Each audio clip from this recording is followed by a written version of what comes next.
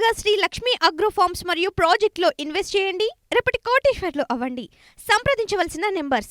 నమస్కారం.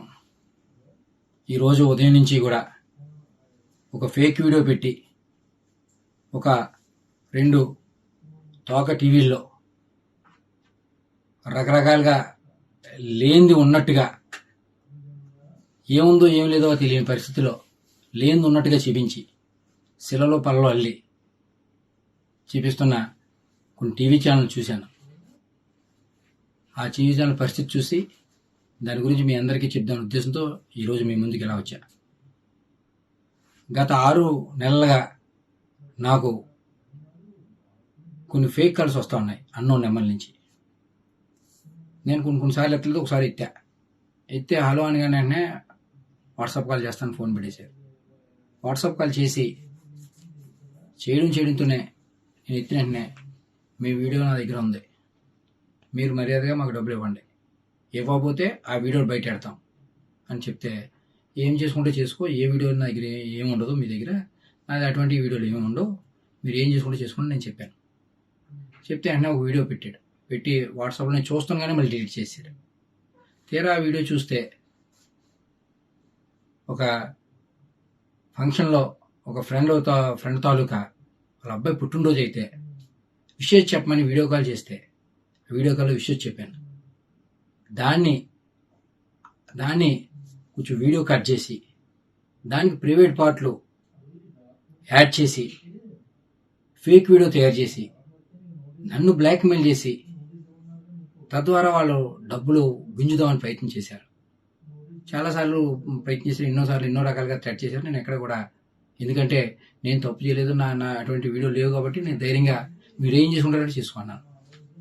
అలా చాలాసార్లు చేసి ఇంకా ఎటు నేను లొంగపోవడంతో ఒకసారి ఫోన్ చేసి, సరే ఏదో తప్పు జరిగిందండి, ఇంకెప్పుడు ఇటువంటి చెయ్యం, మీరు మాకు కొంచెం హెల్ప్ చేయండి, ఇక్కడతో ఇది వదిలేస్తాం, ఏదో తప్పు రేటు చేసాం, మాకు మా వాళ్ళకి బాగాలేదు, హాస్పిటల్లో ఉన్నారని సాయం చేయమంటే డబ్బులు సాయం చేశాను.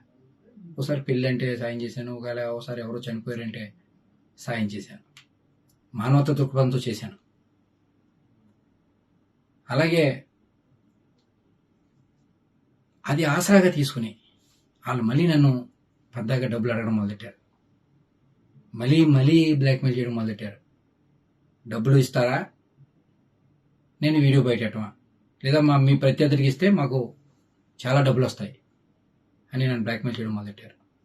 నేను ఎటువంటి నాకు సంబంధం లేనివాడిని, మీకెందుకు డబ్బులు ఇవ్వాలి, నేను డబ్బులు ఇవ్వను, మీరు ఏం చేసుకుంటారో చేసుకోండి, అవి కూడా మానవతా దృక్పథంతో మీరు అడిగారు కాబట్టి మీకు ఇచ్చా,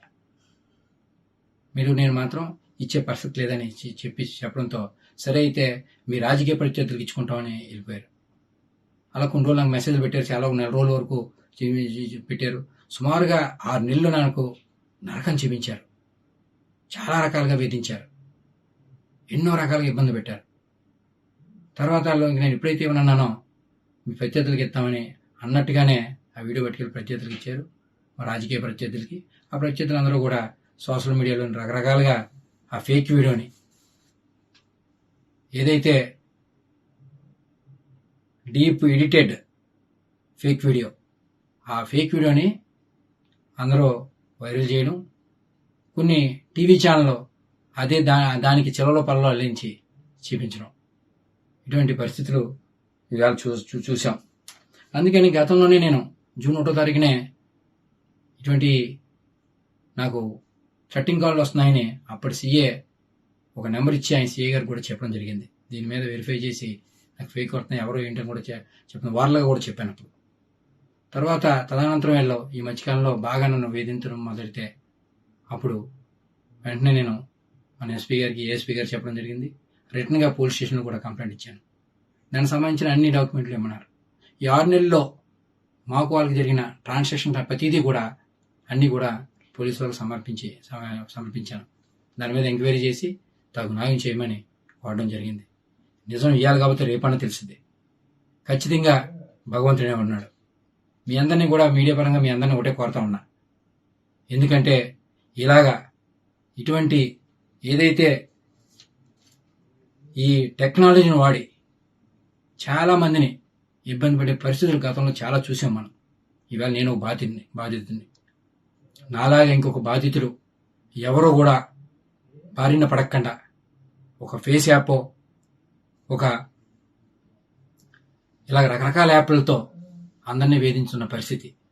నాలాగా ఇంకొక బాధితుడు బాధపడకుండా ఇలాగా ఫేక్ వీడియోలు పెట్టి డబ్బుల గురించి ప్రయత్నం చేసే వాళ్ళకి సహాయ సహకారాలు అందకుండా అడ్డుకట్ట వేయాలని మీరందరూ ఆ దిశగా మీరందరూ సహాయ సహకారాలు అందియాలని వీళ్ళందరినీ కూడా చేతులు జోడించి వీళ్ళందరినీ అభ్యర్థిస్తా ఉన్నా.